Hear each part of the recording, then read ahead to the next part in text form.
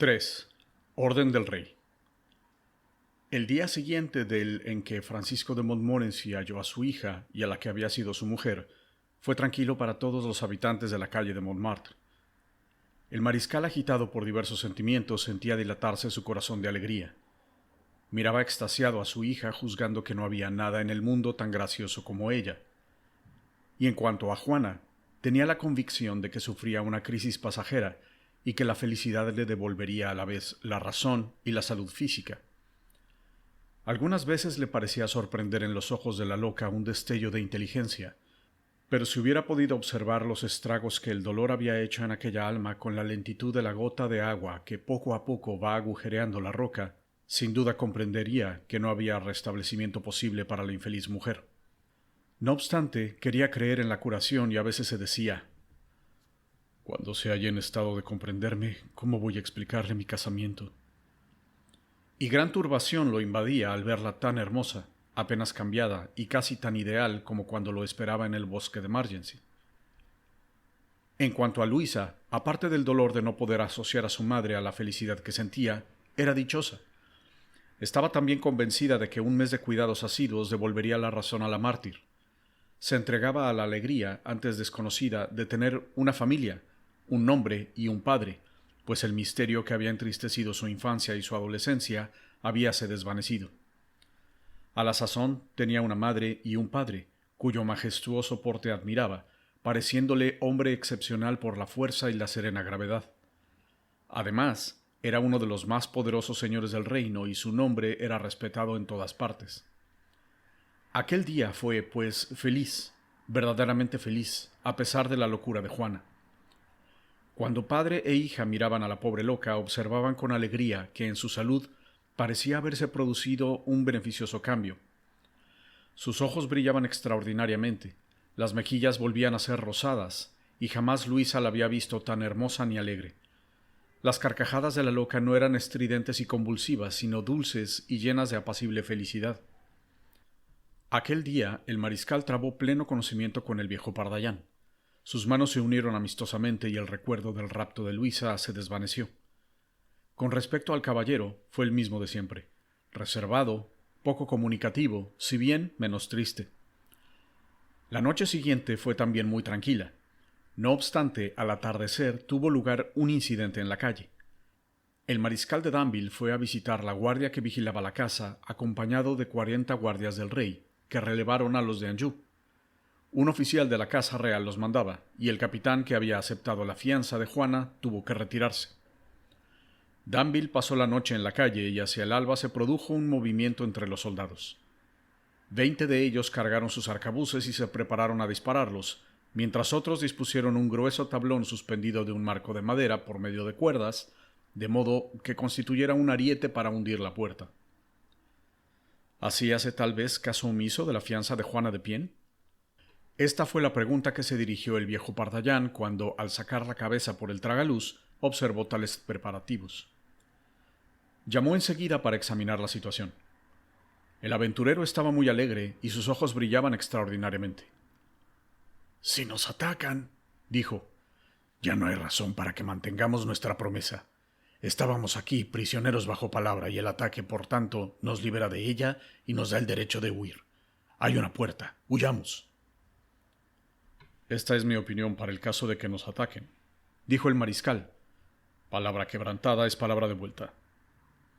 «Atacarán, no lo dudéis. ¿Qué os parece, caballero?»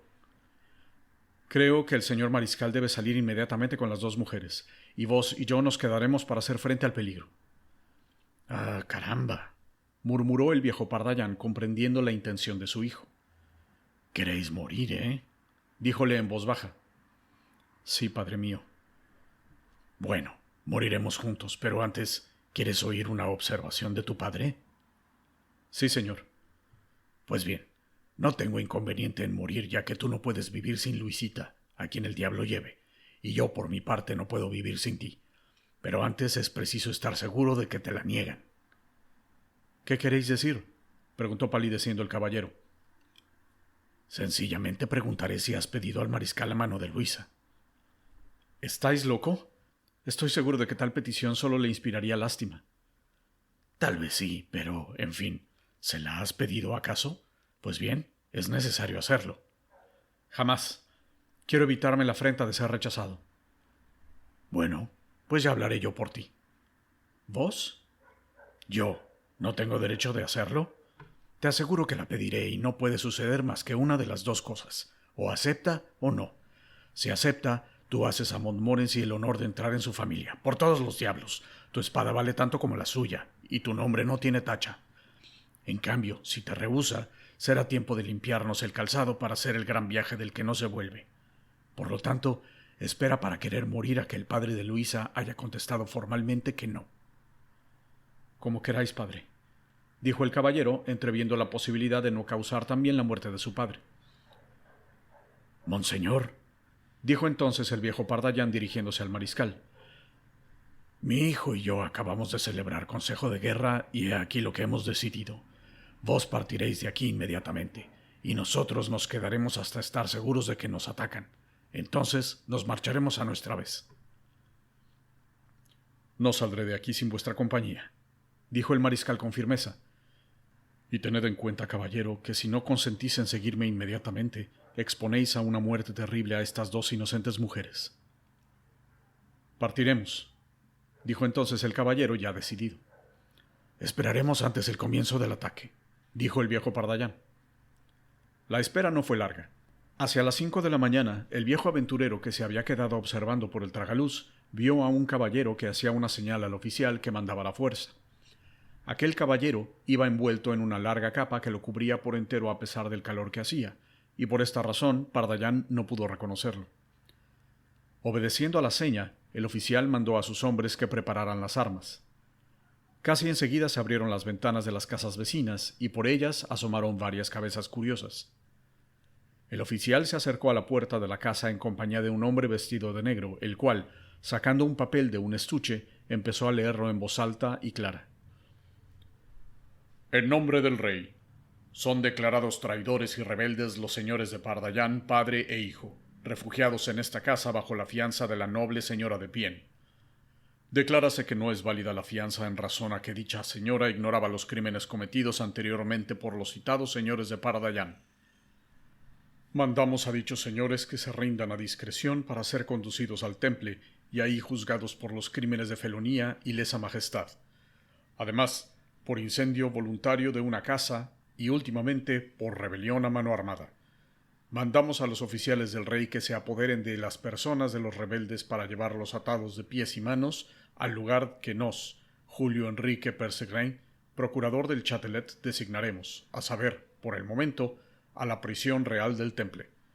Mandamos a dichos oficiales coger los muertos si no pueden prenderlos vivos, a fin de que sus cadáveres sean ahorcados y expuestos para escarmiento en la plaza de la Greve a los ojos de todos los vasallos fieles y leales a su majestad.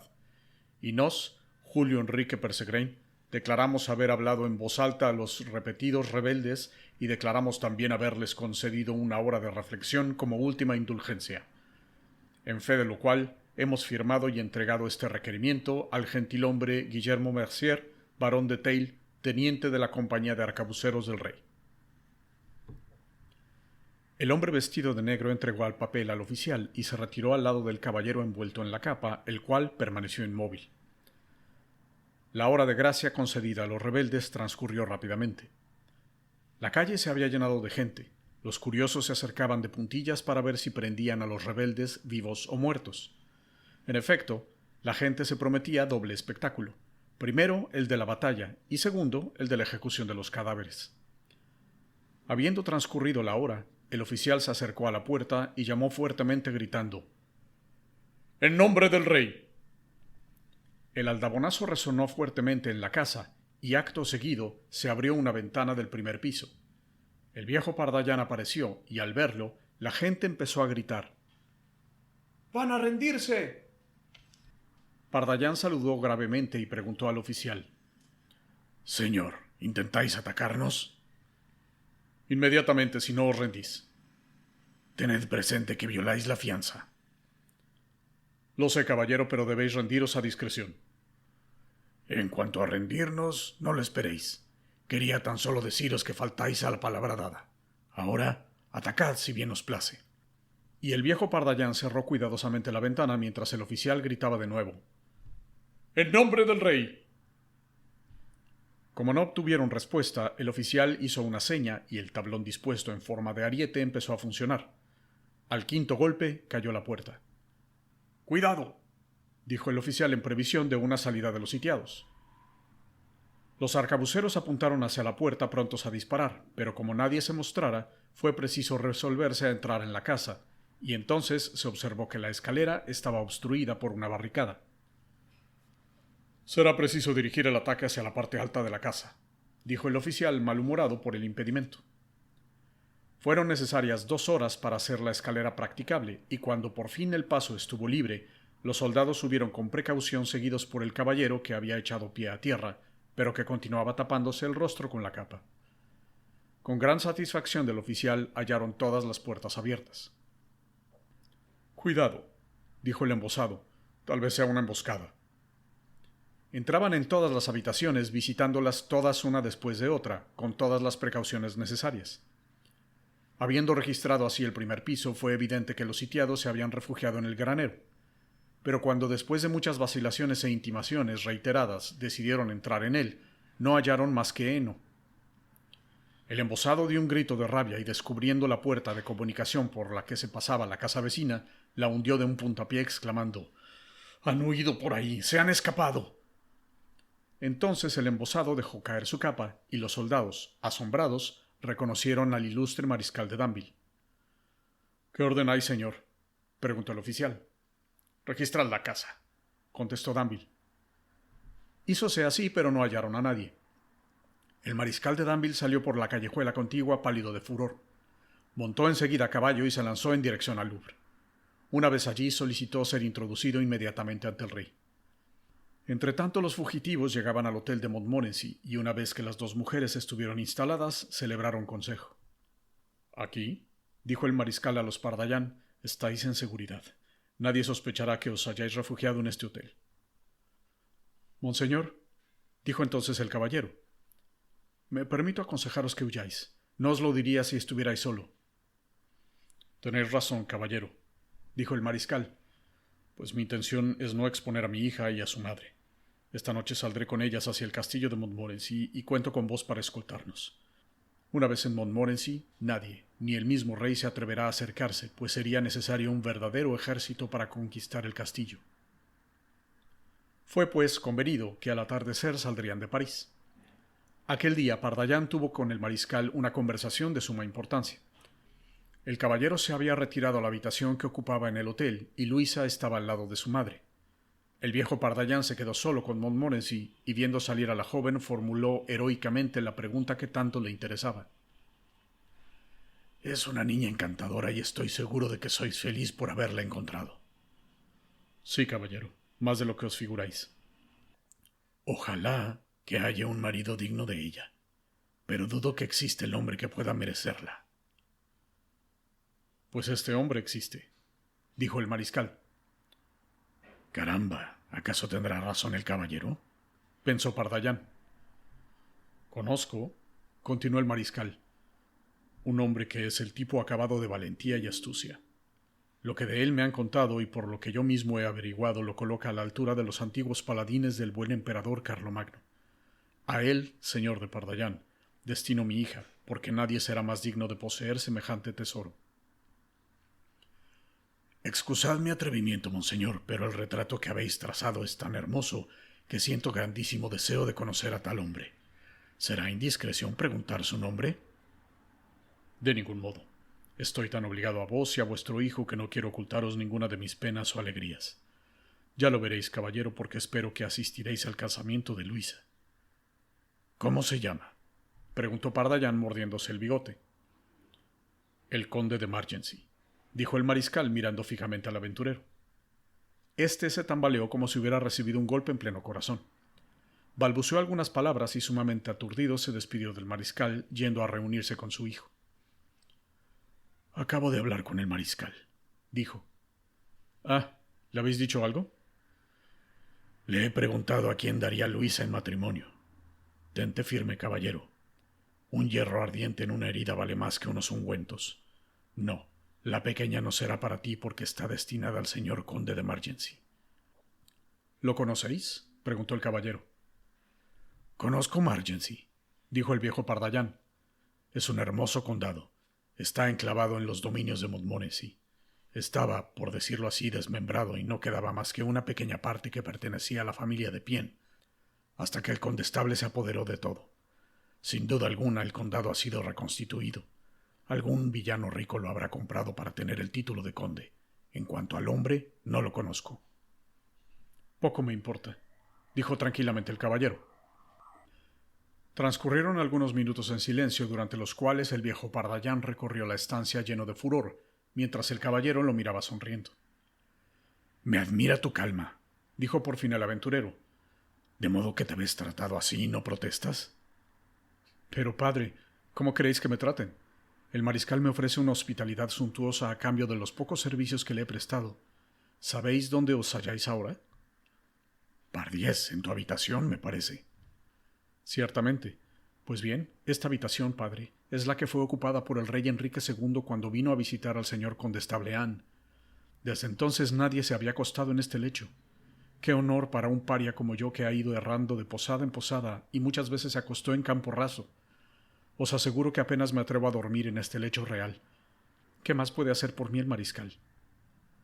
Bueno, caballero, lo que hemos de hacer es marcharnos enseguida. No, padre. ¿Cómo no? ¿Qué te retiene? El mariscal cuenta con nosotros para escoltarlo hasta Montmorency y lo haremos, padre. Una vez que estén en completa seguridad en su castillo, nos haremos matar en alguna empresa, siempre y cuando vos queráis hacerme el honor de morir en mi compañía. Por todos los diablos, ¿y por qué el señor mariscal no se hace acompañar por el señor conde de Margency? Tal vez le hallaremos por el camino, dijo el caballero sonriendo. Pero aunque estuviera aquí no le cedería el derecho que he conquistado de poner a Luisa en seguridad, pues ella me llamó a mí y a nadie más. Recuerdo perfectamente la escena mientras yo estaba en la adivinadora. Y a propósito, será necesario pasar por allí para saldar una deuda antigua. ¿Tenéis dinero, padre? 3000 libras. Caramba, somos ricos. Sí, es el último regalo que me hizo el mariscal de Danville. No es muy espléndido que digamos. ¿Dices que quieres pagar a Maese Landry? Y también a su mujer. ¿Debes a los dos? Sí, a Landry le debo dinero, y a su mujer agradecimiento. Al primero le pagaré con escudos, y a la segunda, a fe mía, será más difícil. Un escudo no es más que un escudo. Ya veré cómo puedo hacerlo. El caso es, padre, que un día estaba yo en mi ventana de la adivinadora y miraba no sé qué, cuando de pronto Luisa abrió la ventana y me llamó en su socorro. Yo no conocía su nombre y nunca le he hablado, pero ella me llamó como si yo fuese su hermano o un amigo de la infancia. Por lo tanto, tengo derecho de protegerla hasta el final. Mi brazo y mi corazón le pertenecen y cuando todo haya concluido, el primero soltará la espada que manejaba con cierta habilidad y el segundo dejará de latir. He aquí todo. Sí, he aquí todo. Ah, ¿por qué no seguiste mis consejos? Hice mal, lo confieso. Ahora, padre, se trata de salir de París esta misma tarde. En caso de sobrevenir algún obstáculo, la escolta del mariscal no podrá hacer más que batirse y eso no basta. Tenemos necesidad de fuerza y de astucia. Danville es un enemigo terrible, sin contar que tenemos tras de nosotros otros adversarios de menor importancia.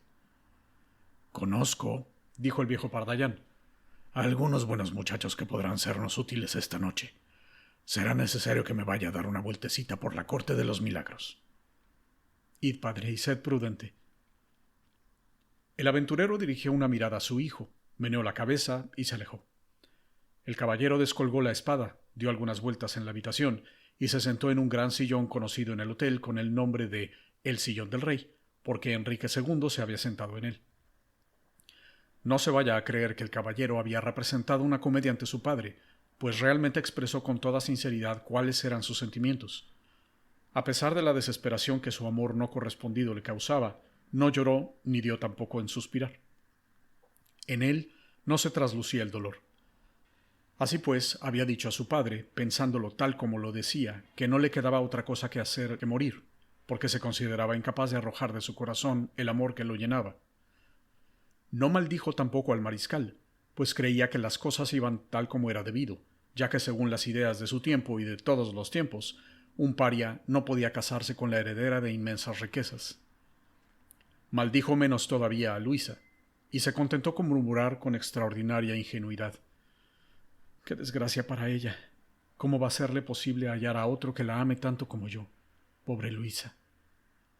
Y después de algunos instantes de reflexión, añadió: «Creo que si lo que sufro tuviera que durar 8 días más, me volvería loco, pero felizmente todo se arreglará. Esta noche estaremos en Montmorency y mañana volveré a París. Y entonces, veamos, ¿cuántos son? Danville, que es buena espada; Aspremont, de quien me ha hablado mi padre; los 3 favoritos de Anjou y Maurebert. Total, 6. Los desafiaré a todos de una vez, y milagro será que entre tantos no consigan matarme. Así tendré por lo menos buen funeral».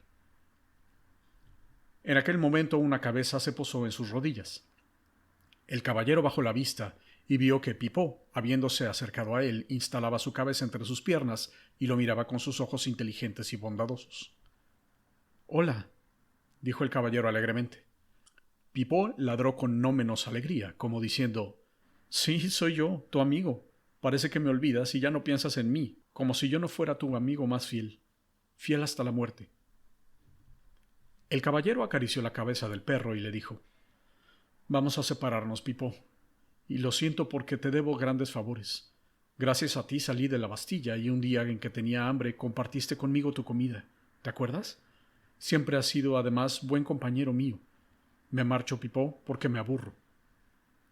El perro escuchaba con gran atención, y una vez terminado lo que su amo le decía, continuó mirándolo con la misma gran atención. «Pipaut», llamó entonces el viejo Pardallan entreabriendo la puerta. El perro interrogó con la mirada a su amo, y éste le dijo: «Voy a la adivinadora, ya que tienes una cuenta con maese Landry», dijo el aventurero. «Os acompaño, padre». «No, de ningún modo. El perro me bastará en caso de necesidad y también podrá servirme de correo, pero tú no te muevas». El caballero hizo una seña de asentimiento y el padre se alejó seguido por el perro, contento de emprender solo la exploración que había proyectado, porque, so pretexto de ir a la adivinadora a pagar las deudas de su hijo, el aventurero quería cerciorarse de que el hotel no era vigilado, de que no los habían seguido, y en una palabra, de que el caballero estaba en completa seguridad. «Una vez en Montmorency», pensaba, «lo decidiré a seguirme, y creo que me será fácil conseguir que olvide a todas las Luisas del mundo, y también sus deseos de morir. Vaya una solución. A su edad y en su lugar yo hubiera raptado a Luisa. El mundo degenera. Y además, quién sabe si mi astucia no lo arreglará todo. Es un ardid de guerra». «Vamos, Pipaut, salta». Pardallan tendió el brazo, y el perro saltó ladrando alegremente. ¿A qué astucia se refería? Pronto lo diremos a nuestros lectores. De momento, contentémonos con seguir al aventurero en su exploración. Recorrió las calles vecinas y, convencido de que todo estaba tranquilo, pues no había visto nada sospechoso, dirigióse al río con ánimo de atravesarlo. Luego se internó por la calle de San Dionisio y llegó a la adivinadora, prometiéndose ir de paso a la taberna de Cato. Maese Landry vio llegar a Pardallan con cierto asombro, no desprovisto de temor y esperanza. «A ver si esta vez me paga», se dijo el digno hostelero. «Maese Landry», dijo Pardallan, «vengo a pagar mis deudas y las de mi hijo porque nos vamos de París por mucho tiempo».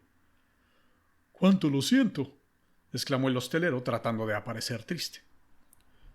«Nos retiramos después de haber hecho fortuna», dijo Pardallan. El hostelero abrió desmesuradamente los ojos. «Pero no veo a vuestra esposa», continuó Pardallan. «Tengo que darle un recado de parte de mi hijo». «Llegará enseguida. Pero, entre tanto, ¿no me haréis el honor de almorzar por última vez en mi casa?» «Con mucho gusto, querido amigo, y mientras tanto, hacedme el favor de arreglar la cuenta». «Oh, no hay prisa», dijo maese Landry lleno de esperanza. «Sí, porque me marcho y no quisiera quedaros a deber ni un sueldo». «Siendo así, señor, os contestaré que tengo la cuenta preparada». «Ah, ya». «Como recordaréis, me lo ordenasteis vos mismo en 2 ocasiones distintas en que os disponíais a pagarme esta pequeña suma, pero circunstancias desagradables os impidieron hacerla». «¿Desagradables para vos?», dijo Pardallan, echándose a reír. «No, caballero, para vos», dijo Landry, haciéndole coro. «Efectivamente, la primera vez tuvisteis aquel terrible duelo con el señor Ortés». «Vizconde de Aspremont, como lo llamabais».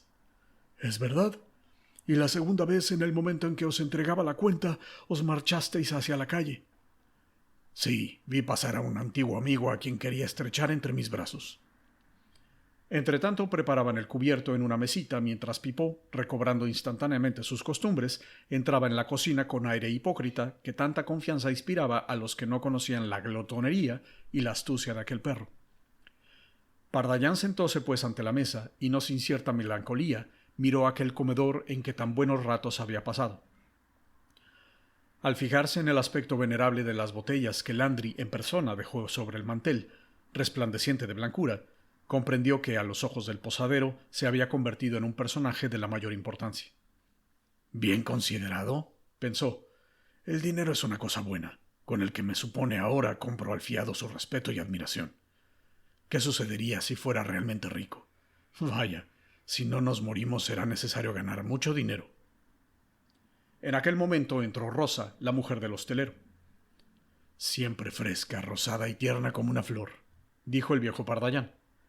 Rosa sonrió y dio un suspiro. «Parece que nos dejáis», dijo cortando una lonja de venado que sirvió a Pardallán mientras Landry llenaba un vaso de vino.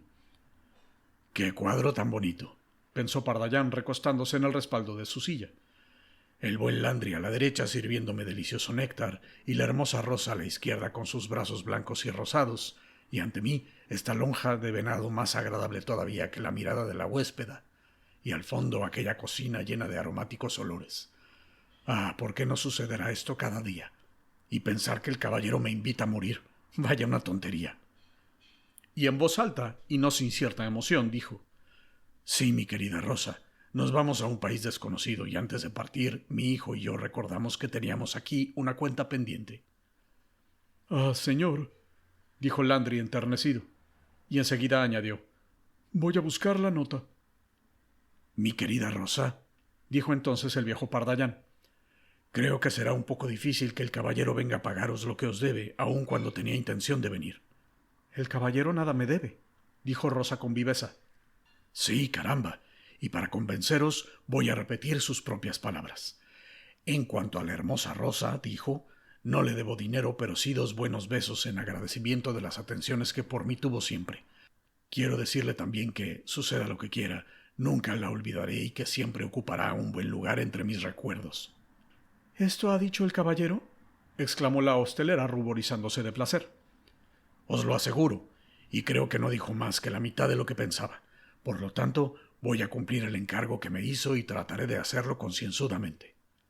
Y entonces el aventurero se levantó y besó 2 veces en cada mejilla a la hostelera. Luego, sentándose, levantó su vaso y dijo gravemente: «A vuestra salud, hermosa Rosa». Y bebió de un trago según los usos de la galantería en las carreteras. «Caballero», dijo entonces la hostelera, «no olvidaré jamás el recuerdo del caballero. Decídselo así, os lo ruego, y a mi vez quiero testimoniarle mi gratitud dándole una noticia». «Hablad, querida mía». «Pues bien, decidle que ella lo ama», dijo Rosa dando un suspiro. «¿Quién es ella?», exclamó Pardallán asombrado. «La que él ama, la hermosa señorita Luisa». El aventurero dio un salto sobre la silla. «Ella lo ama», continuó Rosa. «Estoy segura. El pobre joven es tan desgraciado». «Ah, mi querida Rosa, sois un ángel». «Tan desgraciado que no puede menos de decírselo a ella. Repetídselo, y cuando sea marido de Luisa, que se acuerde de que yo le profeticé su felicidad». «Caramba. Así pues le dais suerte, querida Rosa. Ah, lo que es así, las cosas cambian completamente. Vive Dios, merecéis otro beso». Y como lo decía, lo hizo.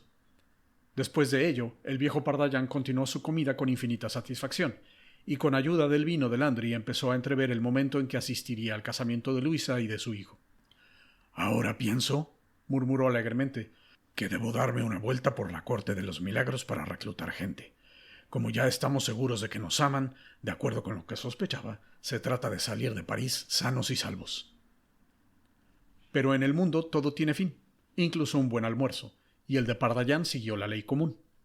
Después de haber apurado la última botella, el aventurero, entonando una canción de guerra, con los ojos echando fuego, se ciñó la espada, y llevando la mano al cinto de cuero que contenía las 3.000 libras que tomara del cofre de Maese Gil, llamó a Maese Landry, que nota en mano acudió diligente, ligero, casi rápido, hendiendo el aire con el brazo para llegar más aprisa.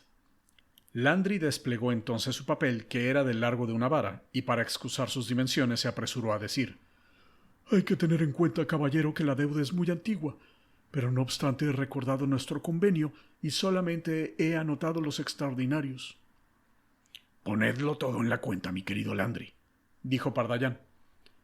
El hostelero hizo una reverencia, casi hasta el suelo, y con cierta inquietud dijo: «En tal caso, la cuenta asciende a 3.000 libras justas».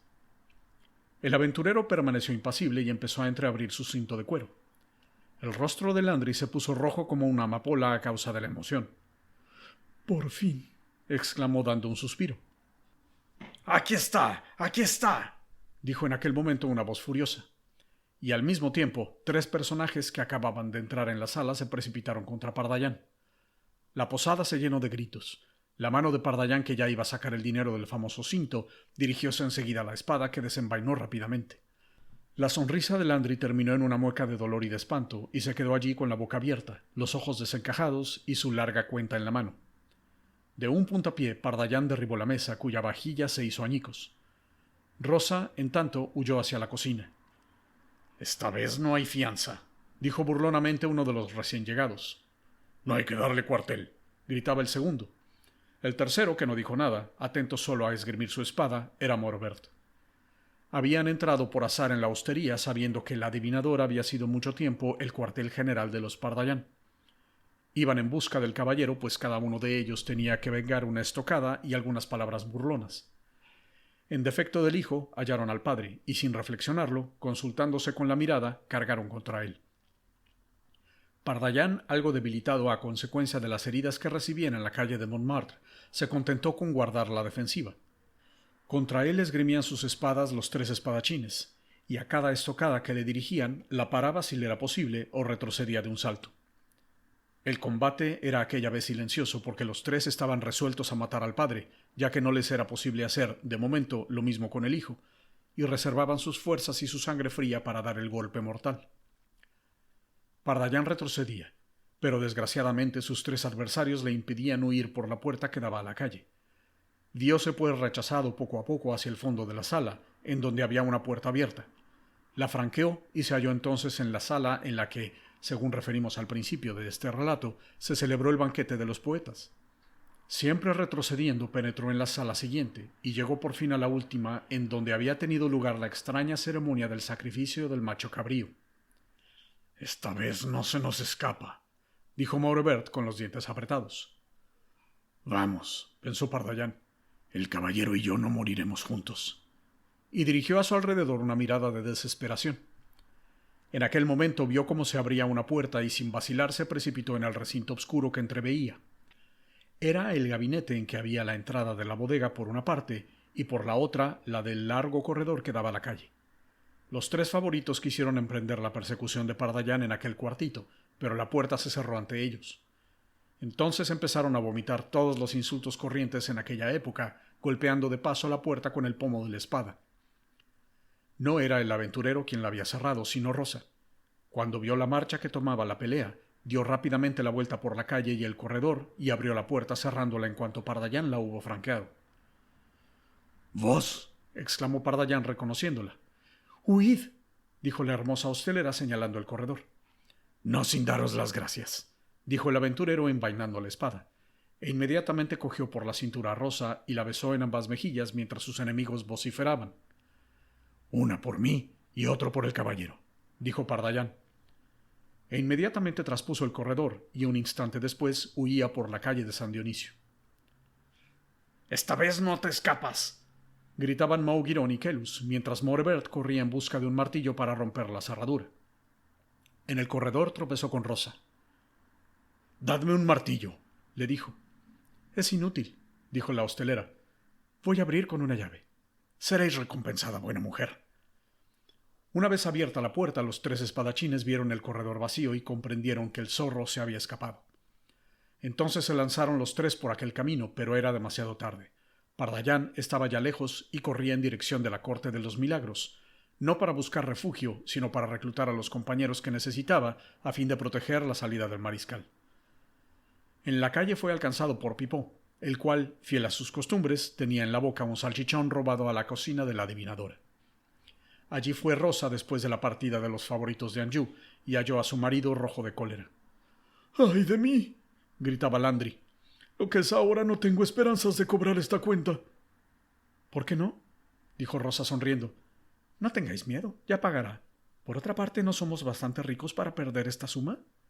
—añadió señalando la interminable nota que Landry tenía en la mano.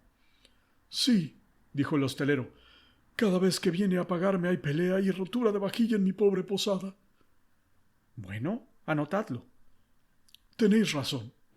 Y maese Landry, dando un suspiro, se sentó ante la mesa, mandó que le llevaran tinta y pluma y añadió a la nota lo siguiente: ítem, un almuerzo completo y bien acondicionado, 2 escudos y 5 sueldos.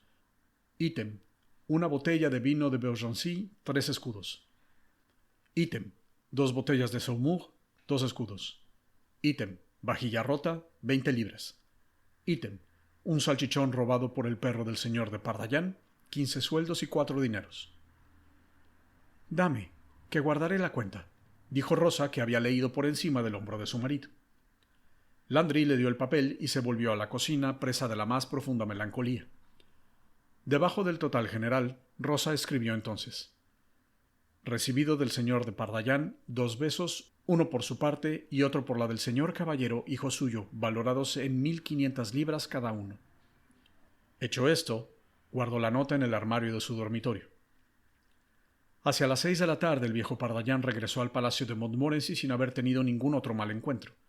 Había permanecido bastante rato en la corte de los milagros, conversando misteriosamente con cierto número de tipos patibularios que pululaban por aquel lugar. Pardaillan no desdeñaba ninguna amistad, y tanto celebraba entrevistas con mariscales como con truhanes.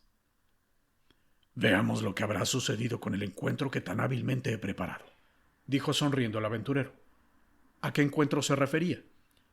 Ya se recordará que el aventurero había dejado a su hijo diciéndole que iba a la corte de los milagros y que después había reaparecido so pretexto de llevarse a Pipó, y que entonces se marchó hacia la adivinadora. La primera vez que salió de la habitación del caballero, Pardaillan padre empezó a recorrer el hotel profiriendo todas las imprecaciones conocidas, hasta el momento en que halló a Luisa. —Os buscaba —dijo el caballero con la brusquedad que en él denotaba gran inquietud—. Quería despedirme de vos.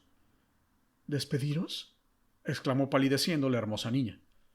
—Sí, porque mi hijo y yo nos marchamos.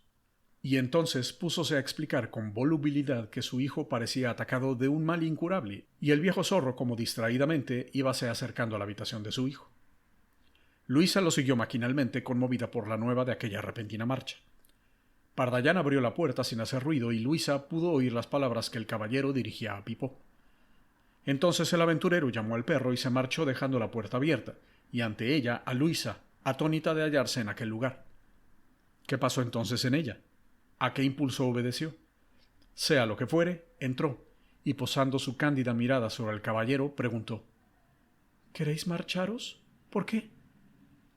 El caballero, no menos indeciso, pero más tembloroso que la joven, murmuró: ¿Quién os dijo que quiero marcharme, señorita? Vuestro padre, y además vos. ¿Yo? Sí, vos mismo. Queréis marcharos según decíais. Perdonadme, caballero, he oído sin haberlo deseado. Decíais que queréis marcharos para no volver, y que a donde ibais no podíais llevar a vuestro perro, y que la causa de vuestra partida era el aburrimiento que sentís. Oh, caballero, ¿cuál es el país del que no volveréis? Señorita, ¿y por qué os aburrís? La propia niña hablaba sumamente asombrada de su propia audacia. El caballero la contemplaba extasiado, y sin saber lo que decía, contestó: Dije que me aburro, señorita, como hubiera podido decir otra cosa. Oh, dijo ella, ¿acaso es porque estáis cerca de mi madre? ¿Cerca de mi padre? Y para sí continuó: ¿cerca de mí? El caballero, uniendo las manos, contestó: Oh, no, porque aquí es el paraíso. La joven dio un débil grito y luego, sumamente pálida, añadió: No queréis partir. Lo que vos queréis es morir. Es verdad. ¿Por qué? Porque os amo. ¿Me amáis? Sí. ¿Y queréis morir? Sí. ¿Queréis, pues, que yo muera? Dijo Luisa. Estas preguntas y respuestas, rápidas y febriles, se cruzaron por una y otra parte en voz baja, y tal vez dándose apenas cuenta de lo que se decían. Entre ellos no podía caber el disimulo.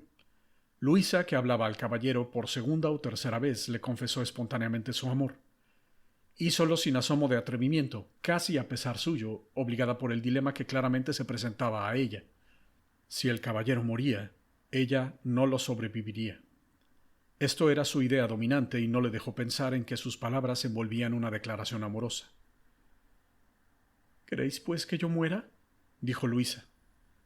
Y al mismo tiempo sus azules ojos, brillantes como el cielo de estío, se fijaron sobre los del caballero de Pardallán, que se tambaleó, olvidando que el mariscal la destinaba al conde de Margency, a un desconocido que iba a quitársela, y extasiado por un infinito asombro murmuró: «No es posible. Sueño».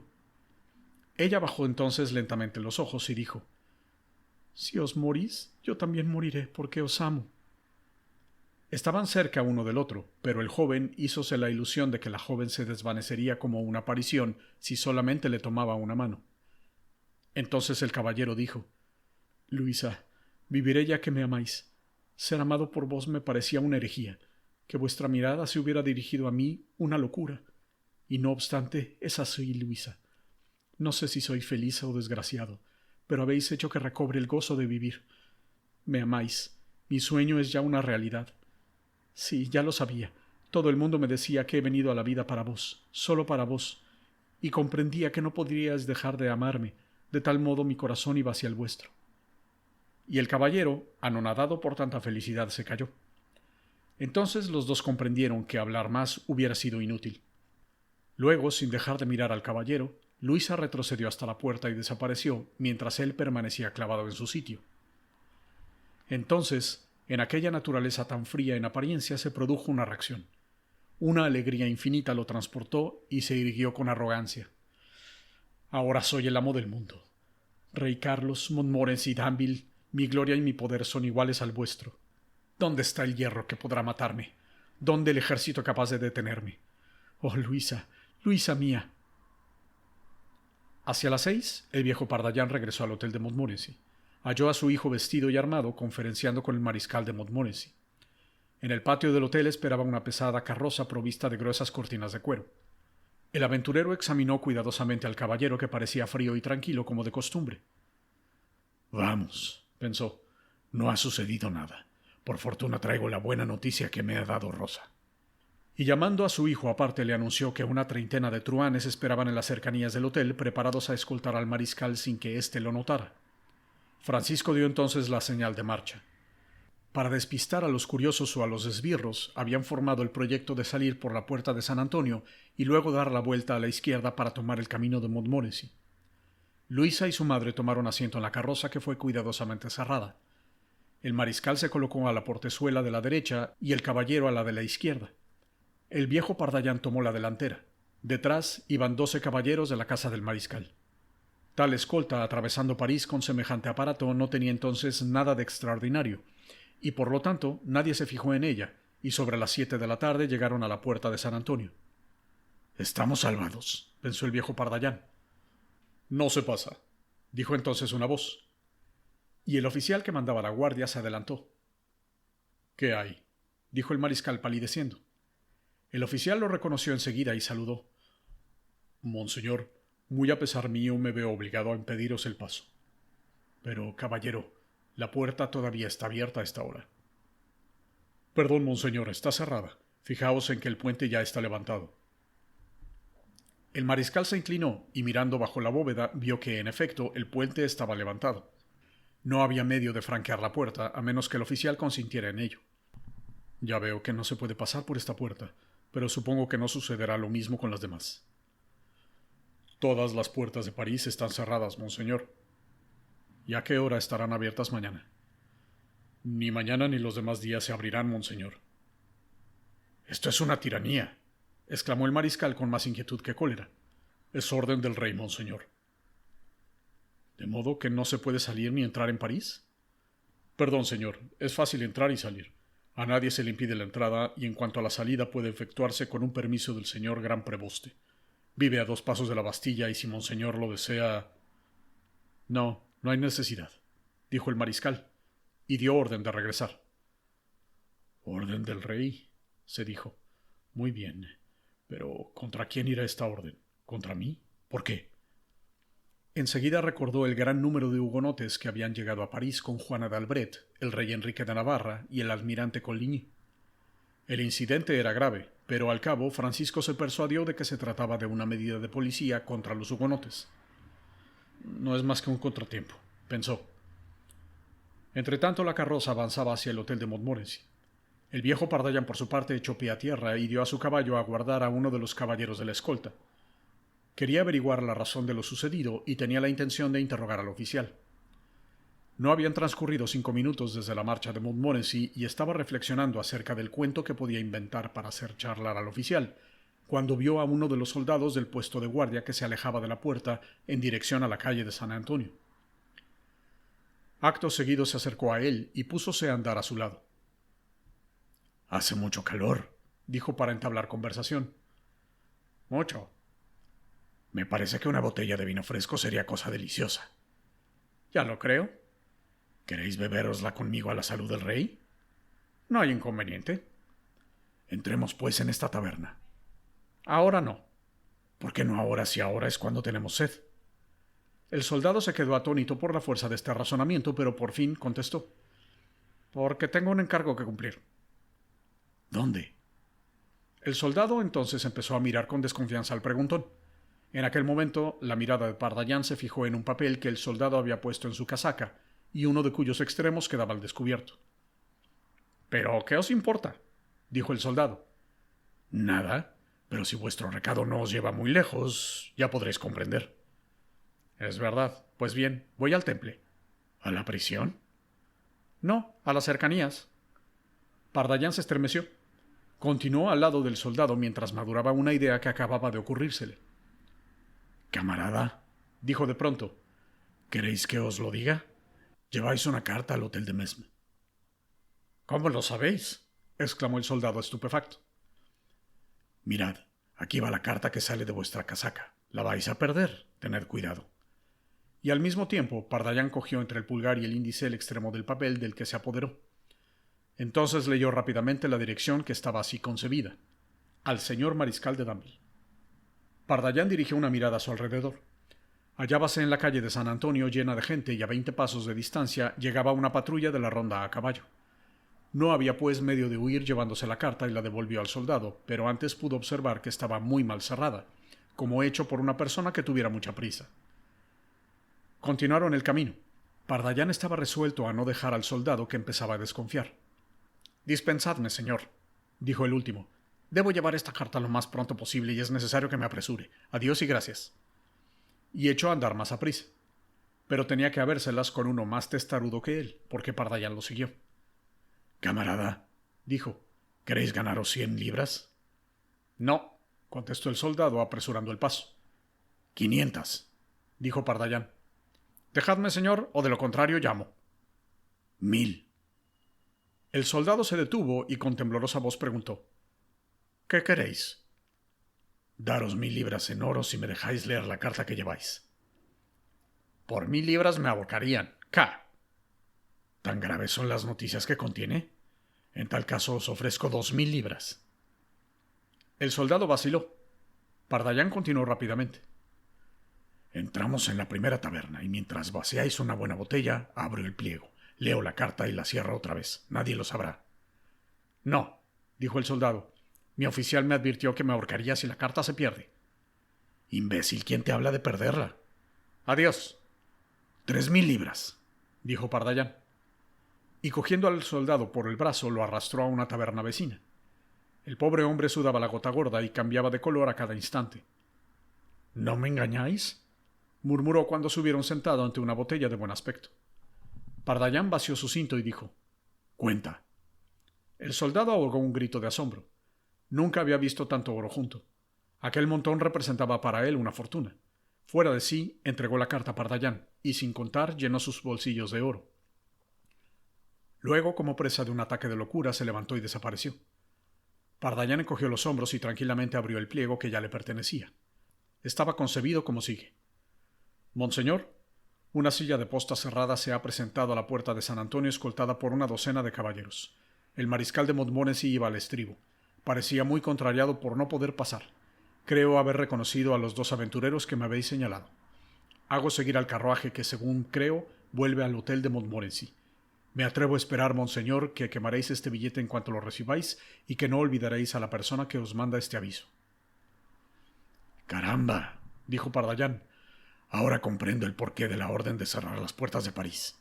Bueno, ya han desaparecido las 3.000 libras de maíz Landry. Pero ya podrá esperar porque es rico. Y entonces Pardallán se puso en camino para regresar al hotel de Montmorency. Aquella noche el mariscal de Danville recibió tantos billetes como puertas había en París. Todas contenían la misma indicación en pocas palabras: nada nuevo. O bien, el mariscal no se ha presentado. O no han venido las personas indicadas. Únicamente el oficial que montaba guardia en la puerta de San Antonio no mandó ninguna nota. De este modo, el mariscal de Montmorency, Luisa, Juana de Pienne y los 2 Pardallán estaban prisioneros en París. Danville, esperando la ocasión de poder asesinar a Carlos IX, usaba y abusaba del favor de que gozaba con el joven rey. Danville era considerado por Carlos como una de las columnas que sustentaban la realeza y como uno de los sostenes de la Iglesia por Catalina. Había obtenido por 3 meses el cargo de vigilar las puertas de París. No le había sido difícil demostrar que, en las circunstancias por que se atravesaba, era necesario ejercer estrecha vigilancia sobre todos los que entraban en París. Y el rey le había confiado tal encargo que lo equiparaba al de gobernador militar de la ciudad. Tal empleo debía terminar el día en que se celebrara el matrimonio entre Enrique de Bearn y Margarita de Francia, pues entonces el ejército habría partido hacia los Países Bajos, llevándose a todos los hugonotes a la campaña proyectada. Danville se hallaba así investido de una autoridad excepcional que lo hacía carcelero de la inmensa prisión en que París se había convertido. En el hotel de Montmorency se deslizaba la vida sin ningún incidente digno de mención. Había sido convenido permanecer en el hotel sin hacer inútiles tentativas para salir. Las puertas de París no podían permanecer cerradas mucho tiempo, y a la primera ocasión se saldría sin la menor dificultad. Así transcurrieron 15 días. El caballero y el viejo Pardallán salían cada día para ir a recoger noticias, tomando todas las precauciones necesarias para no ser reconocidos. Una noche que el viejo Pardallán había salido solo, volvía al hotel cuando en la casilla del portero divisó a una persona que reconoció inmediatamente. Era Gilito, el digno sobrino del intendente de Danville. Pardallán entró enseguida en la casilla. —¿Qué vienes a hacer aquí? —Señor oficial, vengo... ahora mismo lo explicaba. —Vienes a espiar, miserable. Ya que es así, voy a cumplir mi promesa. —Escuchadme, por favor —balbuceó Gilito. —No quiero saber nada. Voy a cortarte las orejas. —Os desafío a que lo hagáis —exclamó Gilito. —¿Qué? —Probadlo. Y al mismo tiempo se quitó un gorro que cubría su cabeza hasta la nuca, y Pardallán se quedó estupefacto al observar que Gilito no tenía orejas.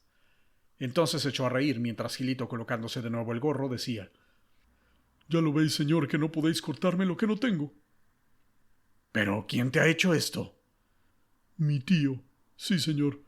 Cuando Monseñor de Danville supo que había revelado su secreto por miedo de que me cortarais las orejas, dio orden a mi tío para que lo hiciera, y éste, aun cuando yo no lo hubiera creído capaz de ejecutar la cruel sentencia, cumplió la orden del mariscal, y sin tener en cuenta mi desmayo, me hizo llevar fuera del hotel.